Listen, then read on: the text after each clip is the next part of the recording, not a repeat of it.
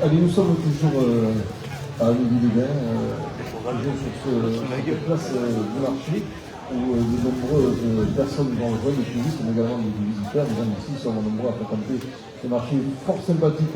Avant de vous parler de notre prochaine invité, je vous rappelle un message important de l'établissement Francis Dussart qui nous suit tout au long de l'été. Vous savez qu'en ce moment, on manque un petit peu de sang, donc si vous voulez donner votre sang dans les cliniques orientales, je vous rappelle le rendez-vous le 6 juillet à Escagel, le 7 juillet au Pays et le 13 juillet au Barcarès. Voilà, donc n'oubliez pas, on a besoin de votre sang. C'est toujours avec l'établissement Francis Dussart. Merci d'avance pour tous les donneurs de sang qui se rendront sur ces dates, donc le 6 juillet à Escagel, 7 juillet au Pays et 13 juillet au Barcarès. Bonjour. Tu vas me faire rigoler. Bonjour Camille, ravi de vous derrière les micros de l'indépendant parce que nous allons entamer un volet économique, c'est important dans la région. Bien sûr, indispensable. Alors déjà pour vous situer, vous êtes pâtissier de la pâtisserie Touron et vous fabriquez des rousquilles. Les rousquilles qui sont le gâteau emblématique déjà du Val-Espire. Alors on va ouvrir le dossier des rousquilles. Vous qui êtes un spécialiste, est-ce qu'il faut un trou ou pas de trou dans la rousquille? Est-ce qu'on pourra répondre à cette question aujourd'hui? Alors dans la tradition, la rousquille a effectivement un trou puisque c'est pour ça qu'elle tire son nom d'ailleurs du rosquillard qui était la pique sur laquelle les rousquilles étaient empilées et distribuées comme ça par les marchands ambulants, dans les marchés, auprès des particuliers, aux maisons et ainsi de suite. Voilà. Et donc, on ne sait pas s'il faut un trou ou pas dans la... Alors, je vais vous dire, nous, de toute façon, le trou est marqué, mais à la cuisson, la pâte a cette particularité, c'est qu'il se rebouche. C'est pour ça que vous le trouvez, les rousquilles d'Arles, sans trou, en l'occurrence. Alors... Mais je salue pour le coup, moi, tous nos collègues pâtissiers sur Amélie-les-Bains. Je vous citerai donc Christian Pérez avec la célèbre pâtisserie Séguéla, mais également Anita Pirouet. Je pense également à la boulangerie de l'Ours et également aux Délices d'Amélie, qui ont leurs propres exécutions de rousquilles. J'espère ne pas l'oublier. Ben, vous serez pardonné d'avance. Voilà. En tout cas, on sait que là, on est dans le secteur où on peut s'approvisionner en rousquille. Exactement. Et j'invite tout le monde à les tester, voilà. Et puis là, c'est sans modération, hein. On peut souffler dans le ballon.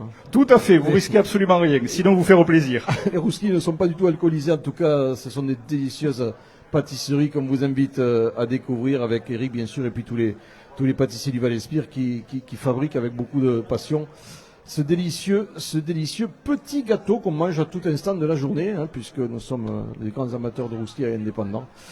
Mais on va pas parler que de ça, parce qu'on va parler quand même d'un bassin d'emploi ici. Oui. Hein, à Amélie-les-Bains, on a parlé des termes évidemment, qui sont un bassin d'emploi, mais il n'y a pas que ça. Non, il n'y a pas que ça. Il faut savoir qu'Amélie, vous savez, c'est en quelque sorte la perle des Pyrénées. C'est la ville qui marque la porte d'entrée de tout notre territoire du Moyen et au Val-Espire, et qui a été marquée depuis des décennies par cette tradition à la fois, on va dire, de métiers anciens, de métiers d'art, mais également avec la modernité, avec les industries. Je pense à la papeterie d'Amélie-les-Bains, dont nous sommes la marque Sterimed.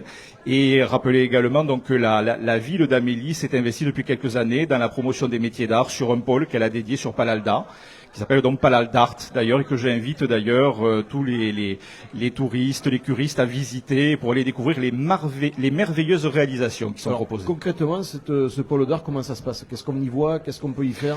En fait, si vous voulez, au travers de ce pôle d'art qui a été conçu en partenariat également avec la ville d'Arles-sur-Tech, qui a également son moulin des arts, vous avez un circuit qui peut être organisé comme ça, justement, entre les deux communes, comme vous le savez, qui ont toujours été intimement liées par le passé, pour justement découvrir tous ces métiers dont vous avez autour de la tradition des forges catalanes à l'époque, dont sur Arles, toute une tradition sur la coutellerie, sur le travail du fer doux, mais également sur les bijoux catalans, le grenat que l'on trouvait à l'époque quasiment à état naturel sur les pentes du Bonabosque. Donc voilà.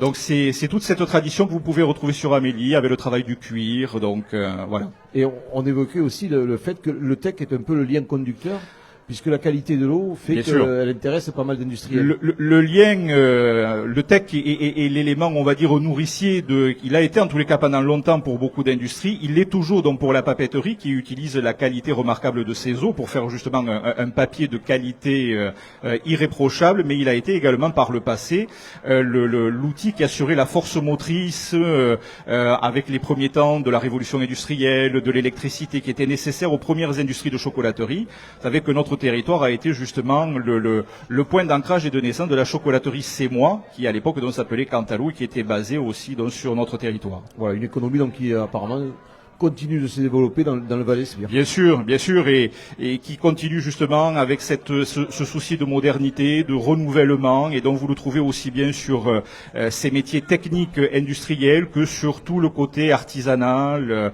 les métiers de bouche, avec tous les professionnels qui ont à cœur de se réinventer régulièrement pour vous proposer des produits toujours plus qualitatifs à découvrir. Sans oublier également la qualité de vie quand même des gens qui viennent s'installer dans cette zone qui est agréable à vivre.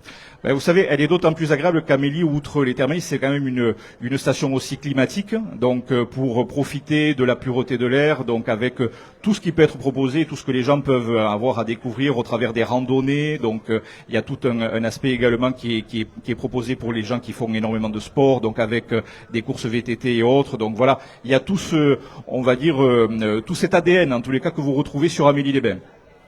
Mais écoutez Eric, vous êtes un excellent ambassadeur d'Amélie-les-Bains et par-delà bien sûr du Val-Espire, hein, cette route magnifique là qui nous amène jusqu'à Pras de Moyo avec des cadres magnifiques, des gens exceptionnels.